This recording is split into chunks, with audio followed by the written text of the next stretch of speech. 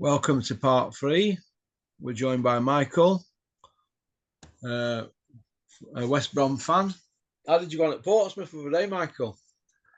Yeah, good. 3-0. Fantastic result. Doing well at the moment. Top of the league. Were you having it? Were you there? Yeah, I wasn't having it though. It wasn't like well, I had to be sensible really because I was coming out here, wasn't I, for the day after. So It wasn't wasn't one like of them. going to Ellen Road, was it? Nah. Did I We've tell heard you about about that that one. story about one of your lot steaming into one of my mates who was a Leeds fan and kicked all his spleen out? Yeah. Heavy He was stuff, giving isn't it it? large though, apparently, wasn't he? But He was giving it the big and like, but Leeds fans are like that when they've had a bit of Tizer. We've had some shandy down on him. We were giving it the big one, but he got outnumbered. well, I'm out in Spain now, so I'm out the way for a bit. So I've heard it's on when you lot go to Ellen Road next. I've heard it's definitely on. I'll be in sunny Spain. Don't worry about You're not going up there. that. Nobody will want to go up there after they've done something like that, mate, to a proper Leeds lad. I'm telling you now, mate, they'll be hell. No, I bet they Hey, still go. Well, I know the Albion fans, they'll still go.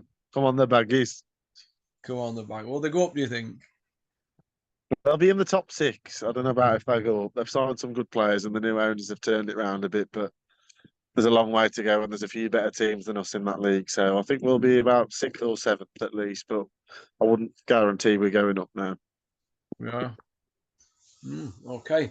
Let's have a look. Willie Hutchinson. It's like we don't get to see much of him, do we? And all of a sudden he's piping up now. He's gone all roadman this week, hasn't he, on Buatsi? What do you think? Yeah, I watched that what's it called, the face-to-face kind of thing Yeah. that they've put on that TNT Sports thing. I Yeah. don't know how to take him, that Willie Hutchinson. He comes across like an absolute twat. Like he's totally thick and he's like, do you know what I mean? Just, Acting you out know, of character, in my opinion. I think he's been put up to it to sell it, me. It just yeah, doesn't seem like it's him, does it? Because I've always thought he was a nice kid.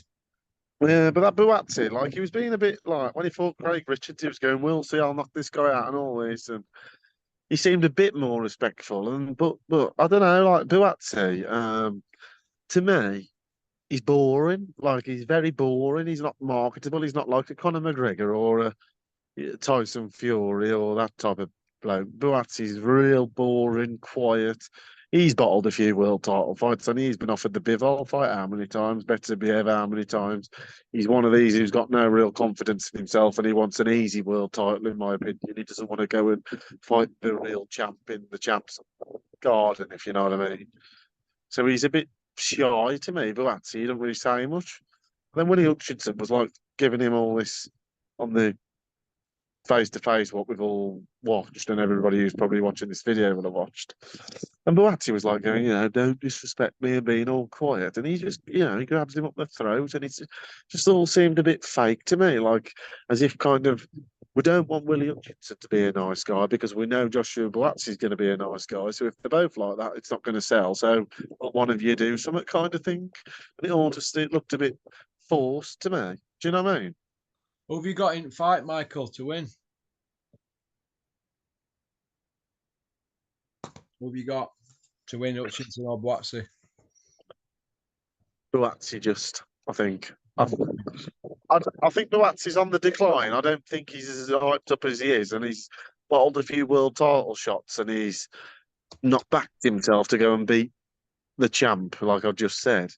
But Willie Hutchinson was good against Craig Richards, but he couldn't get him out of there. He was whacking him for the first 5 rounds. He couldn't miss, could he? He could have hit him whenever he wanted to hit him at will, and he didn't get him out of there. I'm not saying Craig Richards has got a bad chin. I'm not saying he's got an iron chin. I don't really have enough proof to show, but I just think if Willie Hutchinson could whack that hard, how many times he was hitting Craig Richards, he got him out of there, or at least dropped him or put him down, or do you know what I mean? Heavily hurt him.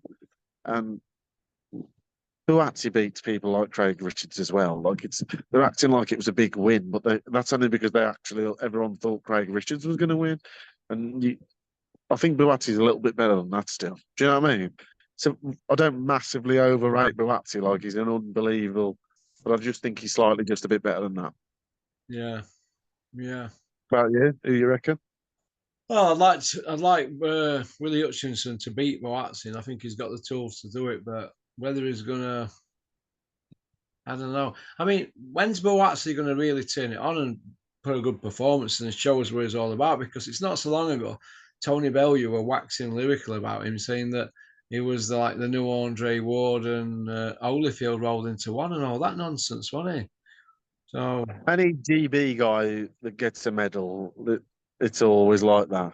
I just think he's one of these guys. He's all right. He's not a world. He's not like a Beterbiev or a Bivol. He'd lose to both of them. I think he knows that as well. That's why the fight's not happening. You don't get off in £1,000,000 to fight the champ if you really think you can win and say no, do you? Because like you're set for life. You're a millionaire. If you lose, you can come back anyway because you've lost to a superstar, Bivol, Beterbiev. Even if he lost, he could still come back and fight Craig Richards and Willie Hutchinson. This fight with Willie Hutchinson could still be happening if Buatsi had just lost to Bivol, couldn't it? Do you know what I mean? So to me, he don't have no faith in himself because he ain't in a worse position now than he would be if he'd gone and lost. yeah, You know what I'm saying? So to me, he ain't got that much confidence, and I don't think he's ever going to amount to like a Carl Froch's career or a Cal Zaggy or that type of level. But he's decent enough to still beat with Willie Hutchinson, I think. But I don't know. I don't really care who wins, really. I don't particularly like either of them. So, all right. I don't think they're engaging enough, are they really? And I think that's no, why Eddie's not working with either of them. I think Eddie gave up on Buatsi, didn't he? Because Eddie wants everybody to be like Elmer Fudd, doesn't he? Really, yeah. Big But Elmer. then, but then, like what you said about was the Willie Hutchinson thing put up. I don't know, really, because like O'Hara Davies was saying it the other day when he went on a rant, he was going, "You asked me to be like this." Um, so it does happen. We all know that the promoters say, give each other a little shove or say this or say that and get it going, get the fans interested. So it could be forced, really, because Buatsi's never going to start flipping tables over, is he? No, no, he's not. He's not. He's a bit of a quiet guy, isn't he? I mean, it's 8 years now, though. Over 8 years since he won that bronze medal, and we're still waiting for this Joshua Buatsi performance. And we keep saying every time he has a fight and he beats somebody, we keep saying he's 18-0. By the way, they keep saying, yeah, he's going to be fighting for a world title next, but he's still only had 18 fights. You think he still needs a few more fights as a pro? He'll never fight for a world title until them two are out of the way. He'll be hoping that Bivol beats Beterbiev. And then Bivol fights Canelo again, drops a couple of the belts, and then it's suddenly Joshua Buatsi versus a nobody for TBA a vacant vacant. WBO. Yeah, yeah, a dot nobody in his own backyard for a vacant WBO. Thank you very much, belt. Do you know what I mean? That's what his route looks like he's waiting for me to me, but I don't know. Who you got in Warrington? Cacace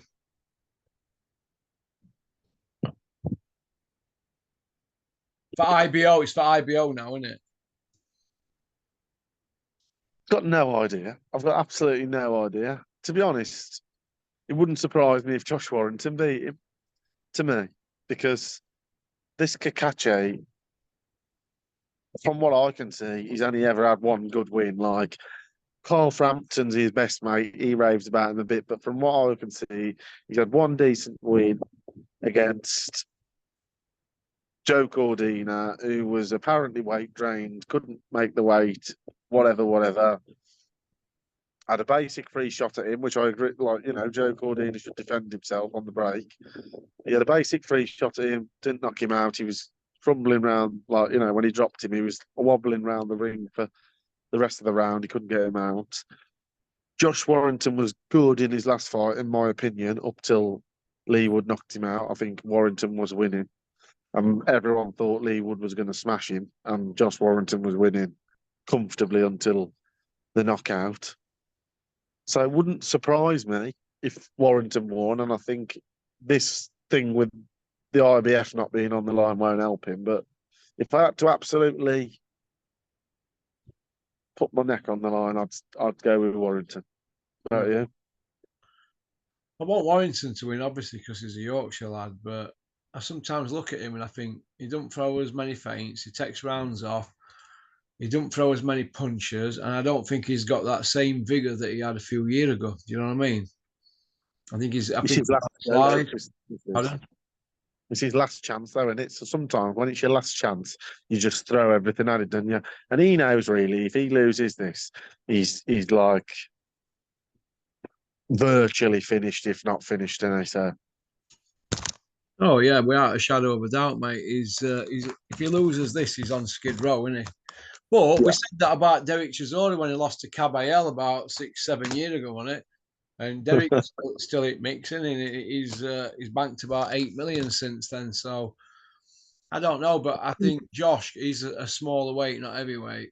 I think his time's up basically, and it's a shame because it comes to everybody because he's been a great fighter, and he's done Leeds proud, Josh Warrington. So I'm going to go for Cacace in a stoppage. So we've gone opposites, haven't we, on these two? Yeah, we've gone. You've gone for Buatsi. I've Buatsi gone and Warrington. I'm going to be right. Oh, they're all good fights, though, aren't they? Let's have it right. Who have you got in the main event? Anthony Joshua Dubois. Yeah. I'm just coming to that now. I'm going to go for Daniel Dubois in this. For the we're opposite again. Well, Anthony Joshua, who has he fought since Usyk stood him on his head twice and won 18 out of 24 rounds? Who has he beaten? Franklin, Elenius and Wallin, who were his sparring partners. He'd done hundreds of rounds with them. And a guy in his second fight as a pro. That isn't for me a life, is it? But I understand that. And Dubois has done really well in the last two fights. And fair play to him. I thought he might beat Jarrell Miller, but I was convinced that what's that bloke called now? Hrgović was going to beat him. I thought Hrgović had beat him. And he's done really well. But once you've seen Daniel Dubois do what he did against Joe Joyce, I don't know how you can ever back him to win a fight with any certainty or any hope, or I would never put a penny on it because he quit so bad. I've never seen a guy quit that bad in my life. Like, it was horrendous. It was his biggest fight of his date, and he just got on the knee. And then the worst was, you say that, and you go, oh, well, even if he had that eye injury, which he's saying he had, even if he had that, and we wiped that one clean for him, he quit against Usyk. That was a jab, and he didn't get up. Like, he quit twice. He's quit twice. And to me, in the first round against Hrgović was hitting him with everything. He could not miss. It was like target practice. If Anthony Joshua does that and hits you with the same punches that you let Hrgović hit you with, you're going to sleep, mate. Yeah. I think I'll take that on board, but I also take on board that Dubois a bigger puncher than Joshua. And Anthony Joshua, right, his last world title win was Pulev 4 years ago. Since then, he's done nothing. He's not beat anybody. He lost twice to Usyk, and he's just fought 4 stiffs. Before Pulev, he rematched Ruiz and shit his pants in rematch. The one before that, he got iced by Ruiz. Before that, Povetkin, an old man. And before that, Joseph Parker, the Stinkinator. Before that, Carlos Takam, which were a dodgy stoppage. Before that, old man Vladimir. Before that, a geography teacher, Eric Molina. Before that, Dominic Brazil, an NFL player, college boy player. And before that, Charlie Martin, a gift. That's it. Before that, Dylan White coming off a 2-year ban. So before that, Gary Cornish. It's been wrapped in cotton wool. And you've got people, you're the gentleman who keeps emailing me. You've been doing it constantly, right? All day. You're boring me. Will I give Anthony Joshua respect if he beats Usyk? Of course I'll give him respect, but does he deserve a third fight against Usyk? Yes or no? Does he deserve that? The first 2 fights, look what happened. If the boot were on the other foot, would Eddie give Usyk? a trilogy after them two fights. If it were two results like that, he wouldn't, would he? So how does Joshua even mix? It's only commercially that he's in the mix. He's not in the mix skill wise and what he's achieved, because recently he's done shite. 4 years since he beat Pulev, who were an old man. And if you look through it all, they're all old men he's been fighting. Povetkin, Vladimir, and all the rest of them. It's been wrapped in cotton wool and we've been spun a yarn. And it's a con job, the Anthony Joshua Ponzi scheme. I'm sorry. I've said for years and years and years, because Eddie Hearn used to do interviews. I've seen All multiple roads lead to interviews, Undisputed. He's not been in an Undisputed fight yet. but I've seen multiple interviews with Eddie Hearn going, AJ's resume, and he goes, Klitschko, Povetkin, and he reels them all off in Eddie Hearn fashion. And I said loads of times, you break that down to a boxing fan, AJ's resume, it is terrible. It ain't, well, it's not terrible, but it ain't like anywhere near how Eddie Hearn builds it up. I totally get all of that. He definitely doesn't deserve a third fight with Usyk. No chance. I reckon he might get one for the money, but I still reckon he might iron Daniel Dubois out. That's my opinion. So Because you're what's going to Daniel go for Dubois' AJ good then, win? He beat Michael? Ergovic once. He's what, sorry? You're going to go for AJ then. AJ by KO. I'm going to go for Dubois by KO. So who do you think the pressure's on in this fight? AJ or Dubois? AJ. What do you think to Carl Froch coming out, going on about the belts being fragmented and it's basically fighting for Usyk's leftovers? They're fighting to see who's second best in the world. Totally agree. Absolutely, definitely agree with that. Well, if Joshua beats him, does he deserve to be mentioned in the same breath as Ali as a three-time champion? No. Because even this belt Dubois got wasn't winning the ring, was it? I know it was like, oh, he's going to, but, you know, he hadn't beat the geezer and knocked and dethroned the champion as he do was. So, I don't know, like, to me, the UFC, they have one champion. Everybody knows who the best is. There's no discussion. There's no dispute. There's a bit of a dispute at the moment with Tom Aspinall and John Jones and all that saga. But on a normal basic level, you know who the champion is. You beat that bloke or you ain't the champion. In boxing, there's the bloody IBF, WBA, WBO, WBC. Then there's this IBO belt. There's all these crappy belts and mandatories and challengers in champions in recess and interim champions and stand-in champions, and there's just too much. We all know the heavyweight champion is Alexander Usyk, and my opinion is I don't care what belt round Daniel Dubois' belt round his waist, and I don't care if Anthony Joshua wears a belt until somebody beats Alexander Usyk. He's the heavyweight champion, and you can put this IBL belt wherever you want to shove it. It don't make no difference to me. If he beats Dubois, he's got 6 wins over world champions. Ali had 16 in here with 1 belt. So, and there were killers then, like Ron Lyle and Ernie Shavers, who'd be world champions now, wouldn't they? Yeah. So that red belt on Saturday night means absolutely sweet. Favorite chumps fighting to be a favorite champion, fighting to be also Rans, but bigged up as world champions and next, and all roads lead to Undisputed. Listen, Eddie Hearn's been spouting that all roads lead to Undisputed for years, I think, absolute years. They've still not had an Undisputed fight as Joshua's promoter, but they've been spouting it. Be humble, stay hungry. All roads lead to Undisputed. All that Mats and all that nonsense wrote all of that Under Armour stuff. Absolute wafflers. Yeah. So we tell here, don't we? Okay, well, listen, thanks for coming on, Michael. You've been a real tonic. I hope you're enjoying your life out there in Spain. You'll have to come and see me when you get back, and we'll have another night out. All right, kid? Yes, mate.